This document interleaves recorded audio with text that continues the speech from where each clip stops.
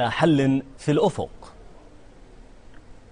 طبعا اولا اود ان اقول بان محاوله تسميه هذه الجمعه بجمعه الشيخ صالح الغالي هي محاوله دنيئه لاستهداف شخصيه سوريه كانت جامعه بين السوريين، في حين ان الاستخدام هنا مقصود به جانب مذهبي وطائفي يجب ان ننبه اليه. طبعا دعني اقول بدايه ان هناك نعم تجمعات، وانا اليوم شاهدت احدى التجمعات حقيقة شعارات يندى لها الجبين، مخجلة مقززة مقرفة، عندما يستخدم متظاهرين طرق السباب والشتم والقذف والقدح والذم، وهو ما يعاقب حتى عليه القانون. بغض النظر هؤلاء أنتم أظهرتم الشعب يريد إسقاط النظام، أي شعب هذا؟ كم أعداد هؤلاء؟ ودعونا نكون واضحين في هذه النقطة عبر قناة الجزيرة.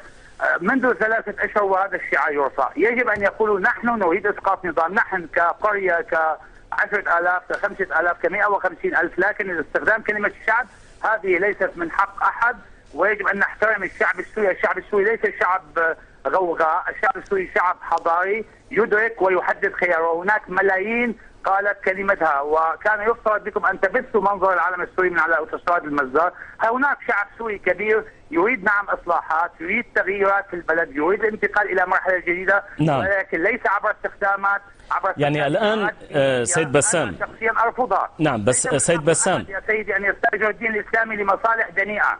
نعم، يعني الآن يمكن القول إن النظام خرج من حالة إنكار وجود تظاهرات وبدأ يعترف بوجود تظاهرات تطالب بالحرية وبإسقاط النظام. مثلا أنا أعطيك شخصيا، مثلا لم أتحدث مرة وأنكرت وجود تظاهرات، دائما كنا نقول لكن هذه التظاهرات لا تشكل نسبة ضئيلة من 24 مليون سوري، وإذا أردتم يمكن أن تجرونا أحصاء اليوم. أنا لا أنكر وجود تظاهرات، ولا أنكر وجود مطالب عادلة للناس، ولا أنكر وجود رغبة لدى السوريين جميعا، ولكن ما هو الطريق إلى ذلك؟ الخطير في الأمر، أنا مثلا من الذين يؤمنون أنه لا يحق لأحد أن يستأجر الدين لغايات دنيئة في السياسة. الدين الإسلامي دين سامي، ويجب أن نخرجه خارج إطار العمل السياسي كي نكون نحن على الأقل منطقيين في الطرح. نعم. وكي نكون نطرح برامج بديلة. ما هو البديل؟ أما هؤلاء الصغار الذين تجاوز عددهم 1000 في كل سوريا، فهؤلاء لا يمثلون السوريين كي ينطقوا ويقولوا أن نعم سيد بسام، يعني لقد وصلنا الآن إلى مرحلة الحديث عن أكثرية وأقلية. المعارضون يقولون فلتفتح المجال لتظاهرات من دون ترهيب أو تخويف أو إطلاق للنار، وعندئذ يمكن فرز من هو مع ومن هو ضد.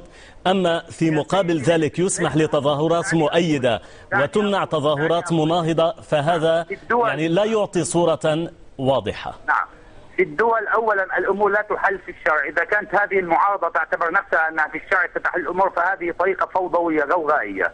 الانتقال يجب أن يكون بطريقة حضارية وعبر صندوق انتخاب وعبر انتخابات نزيهة نحن جميعا نؤيدها، وسنرى وزن كل طرف في هذا الشرع. ثانيا هذا الطرف الذي يتحدث مثلا، انا ارفض ان تستخدم كلمه الله اكبر في في في في في مظاهرات. انت لك مطالب سياسيه اقتصاديه اجتماعيه، فضع كلمه الله وضع كلمه الرسول صلى الله عليه وسلم الذي يستخدمها الناس كل يوم صباح مساء. هذا دين اسلامي سماوي مقدس يجب ان نضعه، والقران خارج اطار التداول السياسي. هكذا سنجد وزن كل شخص في الشارع وكل طرف. اما عندما يستخدم الدين فهذا هناك فيه استفزاز لمشاعر الناس، وهذا الامر مرفوض بالمطلق. انا اريد دوله مدنيه حضاريه، ونريد ان ننتقل الى دوله تعدديه، ولكن ليس عبر استخدام الدين. الدين خارج اطار التداول، هذا ما اريده انا وملايين السوريين. اما البعض الى استخدام كلمه الله اكبر والى السباب والى القدح والذم واستثارة مشاعر الناس، هذا الامر مرفوض اعتقد من غالبيه كبيره من السوريين. نعم. وانا اقول لك الشعب السوري ليس شعب طائفي، ولكن نحن نريد ان ننتقل بطريقه حضاريه ليس عبر الشارع. الشارع لا يحل مشاكل الناس، وهؤلاء انما الشارع سينقل الامور الى طريقه غوغائيه تصبح بايدي. اما ما يجب ان يحل عبر نخب وعبر انتقال حضاري يمكن أن يحقق مطالب السوريين، ولكن بطريقة أخرى ليس عبر الشارع. ولكن المعارضة في المقابل تقول بأن النظام في هذا المجال غير جاد، وهو بالتالي يواجه التظاهرات بقوة الأمن، وهو يسعى إلى فرض القوة وتكميم الأفواه.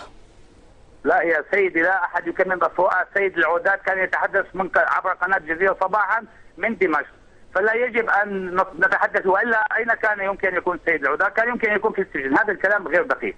نعم هناك قوى تريد عرقلة مسيرة الإصلاح التي يقودها الرئيس بشار الأسد والتي يريدها السوريون، وهذا أمر لا أستطيع لا أنا ولا غيري أن ننكره، ولكن أنا لا أريد أن تستخدم مسيرة الإصلاحات لأهداف سياسية لقوى خارجية مثلا كواشنطن وباريس ولندن وبعض القوى الإقليمية. لماذا يريد البعض أن يتاجر بقضايا السوريين؟ نحن قضايانا ليست للتجارة لدى أحد، نحن نستطيع أن ننتقل، ونحن لدينا قوة إيجابية في الشارع السوري أكبر من هؤلاء، لكن علينا أن نتفق على برامج اقتصادية اجتماعية سياسية. ماذا نريد كسوريين كقوات مشتركة؟ معارضة ومولاء القضية. أنا معارض في الكثير من الأشياء وغير معارض.